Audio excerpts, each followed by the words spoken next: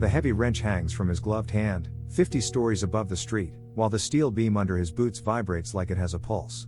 The danger is not only the height. It is the quiet second when a man looks down and his own mind starts arguing against him. Most men think fear arrives as panic. It doesn't. Sometimes it shows up as a dry mouth, a frozen knee, a hand that suddenly forgets its job.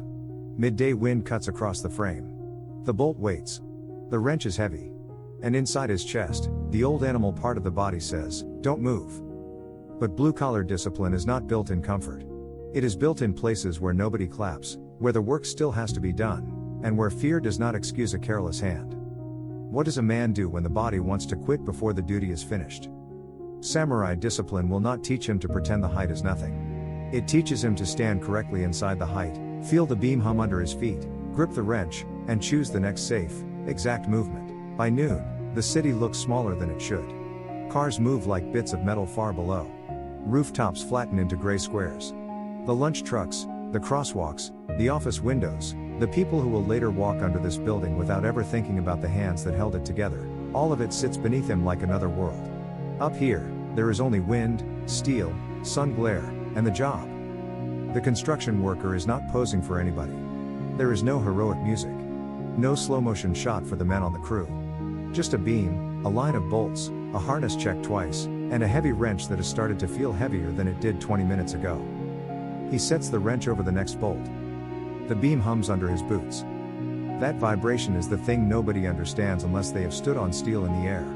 The beam is solid, but it is not dead. It carries motion. It carries wind. It carries the movement of other men somewhere behind him. It carries the sound of the city through the frame of the building. Under his feet, the whole structure seems to breathe. And that is when the shadow starts working on him. Vertigo is not just the fear of being high. It is the betrayal of distance. The body looks down and suddenly forgets the difference between standing and falling. The eyes send one message. The feet send another. The stomach drops before anything has moved. A man can know he is clipped in, know the beam is wide enough, know he has done this work for years, and still feel his body vote against him. That is the humiliation of it. Because he is not a rookie. He is not soft. His hands are rough from years of carrying tools, loading trucks, gripping metal in cold mornings and burning afternoons. He knows how to read a job site by sound. He knows the difference between a normal creak and a warning. He knows when a bolt catches right and when the threads are fighting him. But fear does not respect a resume. It comes up through the soles of his boots. It tightens the back of his neck. It makes the wrench feel slick inside the glove. It turns one ordinary movement, set, pull, tighten, into a negotiation with the edge of the world. A weaker part of him wants to look busy without moving forward. Adjust the glove again. Check the same line twice. Call over another man for no real reason. Say the wind is picking up, even if the wind has been like this all morning. There are 100 ways to disguise fear as caution, and on hard labor, a man learns all of them. Real caution is clean. It checks the harness. It watches the footing. It respects the weather, the crew, the load, the tool. Fear pretending to be caution is different. It keeps checking because it wants permission to quit. He knows the difference, and that is what makes the moment harder. Behind him, someone shouts something he barely catches. A laugh cracks from another beam. A radio spits out a few broken words and then gets swallowed by the wind. Nobody is studying his face. Nobody is coming to rescue his pride. The work is simple from the outside, tighten the bolts. But inside, the whole battle has narrowed to one question. Can he make his hand obey while his mind is showing him the fall? This is where blue-collar men are often misunderstood. People see the muscle, the boots, the hard hat, the truck parked outside the gas station before dawn. They think toughness is volume. They think it is a loud joke, a clenched jaw, a man acting like nothing scares him. But the real test is quieter than that. It is the man who does not announce his fear because announcing it will not tighten the bolt. It is the man who does not insult himself for feeling it because shame will only make his hands worse. It is the man who lets the fear exist without letting it climb into the driver's seat. Shugyo is not suffering for the sake of suffering. That kind of thinking gets people hurt. Hardship alone is not noble. A dangerous situation does not become meaningful because a man refuses to admit danger. Training begins when the hardship is met with intelligence, when the body is under pressure, the mind is tempted to scatter, and the next action becomes precise instead of dramatic. The worker shifts his weight. Not far. Not recklessly. Just enough to feel both boots again. The wrench stays in his right hand, but his grip changes. A death grip would make him clumsy. Too loose, and the tool becomes another problem. So he finds the middle, firm enough to command it, relaxed enough to feel it. That small adjustment matters. It is not philosophy yet. It is fingers, leather, steel, breath. His fear wants a movie. It wants images. It wants to drag his eyes down to the street and make him watch a future that has not happened.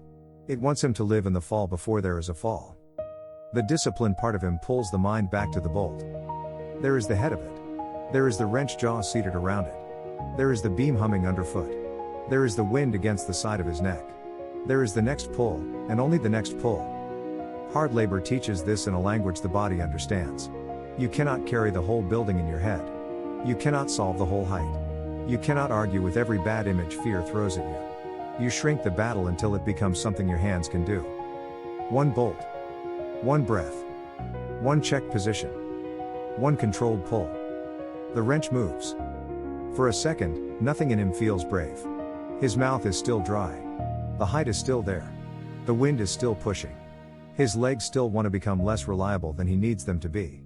But the bolt turns, and that matters. Not because it proves he is fearless. Because it proves fear is not the foreman. That is the iron grip. It is not the grip that crushes the tool. It is the grip that refuses to hand control over to the first wave of panic. It is the grip that knows the difference between danger and imagination, between caution and escape, between a body sending warnings and a mind turning those warnings into surrender.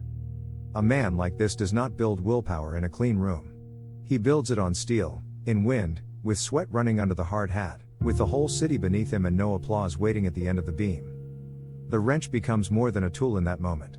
At first, it was weight. Then it became a test. Now it is a question in his hand: can you do the next right thing while fear is still talking? He does not need to answer out loud. He sets the wrench on the next bolt. Training does not begin after the fear leaves. It begins while the wind is still pushing at his jacket, while the beam is still humming through the soles of his boots, while the heavy wrench is still waiting in his hand like a demand he cannot talk his way around. The mistake is thinking a man has to feel ready before he moves. Up here, readiness is too late. Confidence is too unreliable. Mood has no place on the beam. The bolt does not care how he feels. The wrench does not become lighter because he wants a better moment. Midday keeps pressing down. The sun keeps flashing off the steel. Somewhere below, traffic keeps sliding through the streets as if nothing sacred is happening above it. So he does what trained men learn to do. He stops feeding the wrong picture. Fear wants his eyes. That is always the first theft. It wants him to look down again, not because looking down will help the work, but because fear is hungry for proof. It wants the street, the drop, the terrible open space under him. It wants to turn height into prophecy. He does not obey it. His eyes come back to the bolt. Not the whole line of bolts. Not the whole beam. Not the 50 stories.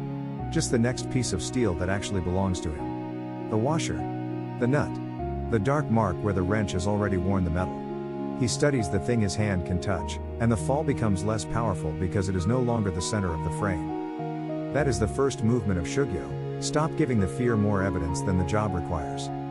Then he checks what is real. His left boot is planted. His right boot is planted. The harness is where it should be. The lanyard is clipped. The beam is moving, yes, but not failing. The wind is strong, yes, but not new. His glove is tight around the handle. His knees are not as steady as he wants, but they are still under him. He does not lie to himself. That matters. A man who lies to himself on steel becomes dangerous. Pretending he is not afraid is just another way of losing touch with reality. The disciplined worker does not need fake courage. He needs accurate information. So he names the fear without making it king. Vertigo. That is all. Not doom. Not weakness.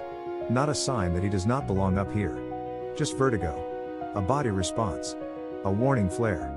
A hard sensation moving through a working man who still has a responsibility in front of him. The word is quiet inside his head. Nobody hears it. Nobody has to. But the moment he names it, the fear loses some of its disguise. It cannot pretend to be the whole truth anymore. His thumb shifts along the wrench. The tool brings him back. It has weight, shape, temperature. It is not an idea. It is not a future. It is not the image of falling. It is steel and leather. It is a handle worn by labor. It is the thing that connects his mind to the next correct action. He seats the wrench fully before he pulls. That small pause is discipline. A rushed man would yank early. A panicked man would fight the bolt like the bolt insulted him. A proud man might overcompensate, pull too hard, prove something to nobody, and lose the clean feel of the work. But the trained man lets the tool settle first. The jaw catches. He exhales through his nose. The pull is steady. Not violent. Not theatrical. He pulls the way the job asks to be pulled. Enough pressure to move the bolt, not enough ego to turn the tool into a weapon against his own balance. The wrench gives a short metallic shift. The bolt tightens. His shoulder feels it. His forearm feels it. The beam hums under both feet. And then he resets. That is the part people miss about endurance. They imagine one great act of will. One dramatic victory. One moment where fear breaks and the man becomes untouchable. Real work is duller and harder. He has to reset after every bolt. The mind drifts. He brings it back. The stomach drops. He plants his feet. The wind snaps the edge of his shirt. He waits half a second before moving. The beam vibrates. He lets the vibration be vibration, not a story. The wrench feels heavy again. He changes his grip instead of resenting the weight. Again. Set the wrench. Check the seat. Exhale. Pull. Reset. The repetition is not empty. It is building a road inside him. Every controlled movement teaches the body where to return when fear starts making noise. Over time, the mind learns the route, not down to the street, not forward into disaster, not backward into shame, but here, boot, beam, bolt, wrench.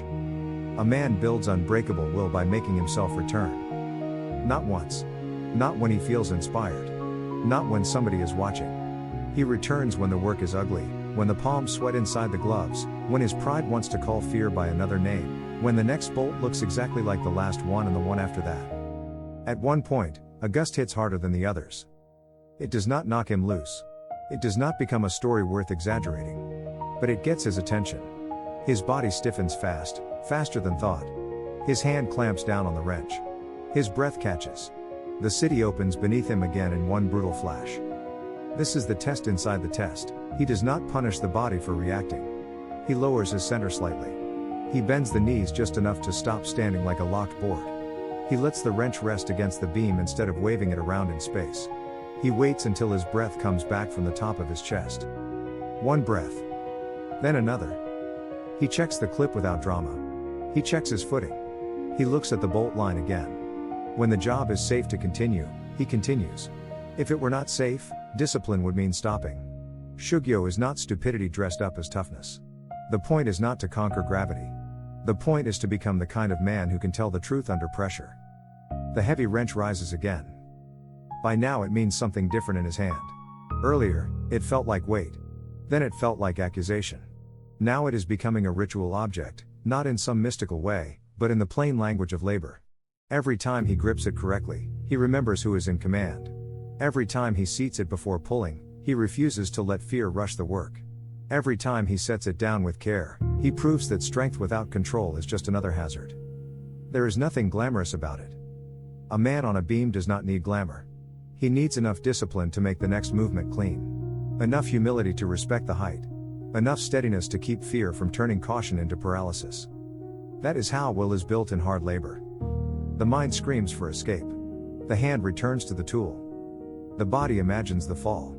The eyes return to the bolt. The wind makes the beam sing under his boots.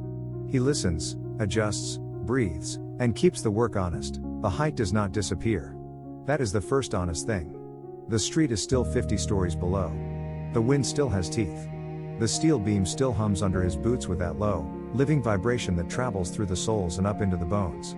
Nothing about the job becomes easy just because he has found a rhythm. But the rhythm changes him. Earlier, every sound seemed to point downward. The wind meant the drop. The vibration meant danger. The weight of the wrench meant one more chance to make a mistake. His mind kept trying to leave the beam before his body did, running ahead into images that had no use except to weaken his hands. Now the same world is still there, but it is arranged differently inside him. The wind is information. The beam is feedback. The wrench is a command to return. He does not become fearless. A fearless man 50 stories up is either lying or not paying attention. Fear still moves through him in flashes. When a gust pushes across the steel, His stomach still tightens. When a boot scrapes louder than expected, his eyes still sharpen. When the city opens in the corner of his vision, some old part of the body still whispers the wrong story. But it is quieter now. Not gone. Quieter. That is what real transformation often looks like. Not a man becoming invincible. Not a clean victory where the weakness burns away and never comes back. Just a man who can feel the old fear rise and no longer hand at the wrench. He keeps working. Set. Seat. Exhale. Pull. Reset. The motions look almost ordinary from the outside. Another bolt tightened. Another few inches forward. Another small adjustment of boots on steel. But inside, every movement is a vote. Every clean pull tells the body, we are still here. Every reset tells the mind, you do not get to drag us into the fall. Every check step tells the fear, you may warn me, but you will not lead me. There is no applause for that kind of victory. The men below will not know which bolt made him fight himself. The people who one day use this building will never point upward and say, that is where a man almost froze and chose his hand anyway. They will walk through the lobby carrying coffee, checking their phones, thinking about rent, deadlines, arguments, kids, bills, and the thousand invisible pressures of American life. They will never see the moment. But he will know. He will know that halfway through the line, the heavy wrench stopped feeling like proof of what he might lose and started feeling like proof of what he could still govern. It did not get lighter. His forearm still burned. His glove still rubbed the inside of his palm. The handle still pulled at his wrist when the angle got bad. The difference was not in the tool. It was in the grip. At the beginning, he gripped the wrench like a man trying to keep himself from falling apart. Tight, almost angry, as if force alone could silence fear. In the middle, he learned to hold it with more intelligence, firm enough to use, loose enough to feel. Now, near the end of the line, the grip has become quieter. Less desperate. More exact. That is the iron grip most men never learn. It is not the grip that shows the world how strong you are. It is the grip that keeps your strength from becoming clumsy. It is the grip that knows when to tighten, when to ease, when to pause, when to pull, and when to stop because the conditions are not right. A loud man can pretend to be hard. A disciplined man can adjust. The worker reaches the next bolt and something in him wants to hurry. The finish is closer now. The body knows it. The mind starts bargaining again. Just get through it. Just move faster. Just be done with this line. That temptation is dangerous in its own way. Fear can freeze a man, but relief can make him careless. The end of a hard thing is where people sometimes lose respect for it. They start thinking about being done instead of being accurate. They start leaving the present too early. He catches it. His hand pauses before the pull. The wrench is seated, but he does not move yet. He checks his stance again. He lets the wind pass. He feels the beam humming under both boots. He brings his eyes back to the bolt instead of the finish. That pause is not weakness. It is ownership. He does not let panic rush him, and he does not let relief rush him either. The bolt turns clean. A small sound. Metal accepting pressure. Nothing dramatic. Nothing worth telling at a bar unless the listener understands work. But for him, that sound lands deep. It means he did not need the fear to vanish. He only needed a discipline stronger than the fear's first command. A few feet away, another worker calls out. The line is nearly done. The sun is still hard on the steel. Sweat moves down the side of his face under the hard hat. He shifts the wrench to his other hand for a moment and flexes his fingers inside the glove. His body is tired. His fear is still somewhere inside him. But his posture is different. He is no longer leaning away from the moment. He is standing inside it. That is the transformation. Not escape from the beam. Not denial of the height. Not some fantasy where hard labor turns a man into stone. Stone cracks. Men breathe. Men shake. Men remember the drop. Men feel the wind and still have to decide what their hands will do next. Samurai discipline in a modern life looks like this: a man under pressure refusing to become sloppy with what has been trusted to him. It looks like a construction worker on a high-rise beam, holding a heavy wrench, choosing safe precision over panic, and letting the work train the mind one bolt at a time. The shadow remains below him. The grip remains in his hand. And the next movement belongs to him. Most men will never stand 50 stories up with a heavy wrench in their hand. But every man knows some version of that beam. A ladder that feels a little too high. A job that demands steadiness when the body is tired. A morning where the truck starts before the mind feels ready. A bill on the table. A promise to a family. A task nobody will applaud, but somebody will suffer if it is done carelessly. Your battlefield may not be steel in the wind. It may be a workbench, a warehouse floor, a roofline, a long commute before sunrise. But the question is the same. When fear starts speaking, who gets your hands? The construction worker did not defeat the height by denying it. He respected it. He checked what was real. He planted his boots, gripped the wrench, and made the next movement clean. That is the part worth carrying into your own life. Today, do not try to conquer the whole drop. Find the bolt in front of you. Put your feet where they belong. Name the fear without worshiping it. Hold the tool, the phone, the steering wheel, the responsibility, with enough control to act honestly. Then make one safe, exact movement. If this spoke to something in you, stay with this channel. Not for noise. For training. The beam will still hum. The wind will still come. The wrench will still feel heavy. Hardship is not holy by itself. It becomes training only when it serves a higher command.